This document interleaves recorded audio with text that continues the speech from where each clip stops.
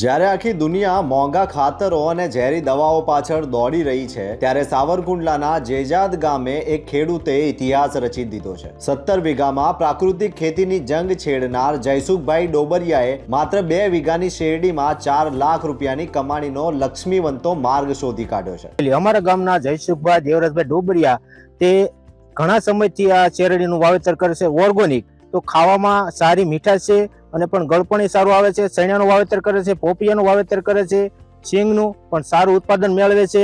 તો દરેક લોકોને એ જ માહિતી આપું છું કે ઓર્ગોનિક ખેતી તરફ વળો। કોઈ કેમિકલ નહીં, કોઈ મોંઘી કંપનીની દવા નહીં, માત્ર ગાયના ગોબર અને ગૌમૂત્રના જોરે શેરડીની એવી ગુણવત્તા ઊભી કરી છે કે જોનારા પણ દંગ રહી જાય। આ કમાણી માત્ર આંકડાની નથી, પણ ખર્ચ બચાવીને મેળવેલા શુદ્ધ નફાની છે। અમે આ કાળી શેરડીનું વાવેતર 3 વર્ષથી કરીએ છીએ અને પ્રાકૃતિક કરીએ છીએ। દેશી ગાયનું સાણ નાખી પછી જીવામૃત પાઈએ છીએ, ઘન જીવામૃત સાહમાં નાખીએ છીએ, એ રીતે ખેતી કરીએ છીએ અને આપણે વાડીએ વેચાણ કરીએ છીએ।